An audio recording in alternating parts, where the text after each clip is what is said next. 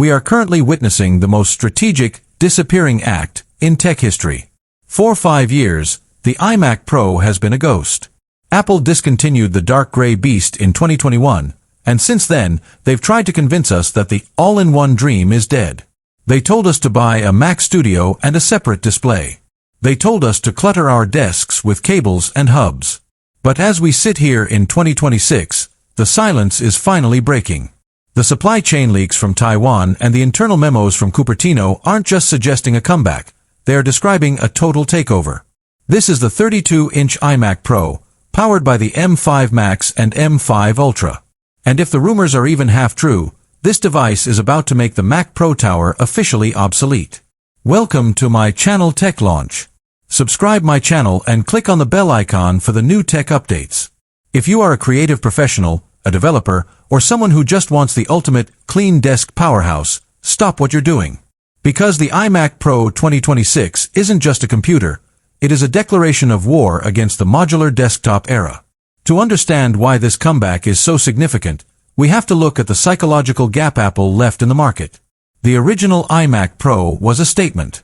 It was for the person who wanted a supercomputer, but didn't want to see the supercomputer. Since its death, we've been trapped. The 24-inch iMac is too small and too colorful for serious pro work. The Mac Studio is powerful, but it's a box that sits on your desk, demanding separate power cables, Thunderbolt wires, and a monitor that rarely matches its design perfectly. The 2026 iMac Pro is the big apology. It is the return to the one-cable philosophy, but with power that exceeds the limits of what we thought was possible in an all-in-one chassis. The headline for the 2026 model is the display. For years, the gold standard has been the Pro Display XDR, a $6,000 monitor. The leaks suggest that the new iMac Pro is essentially a Pro Display XDR with a computer built into the back. We are looking at a 32-inch 6K mini LED panel. But this isn't the mini LED from 2021.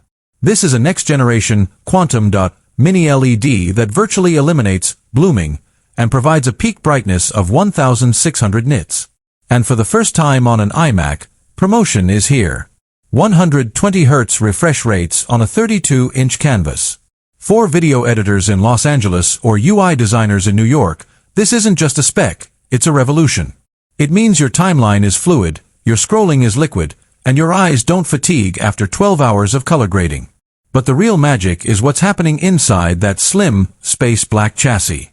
Earlier this year, Apple introduced the M5 Pro and M5 Max chips, and they changed the game with Fusion architecture.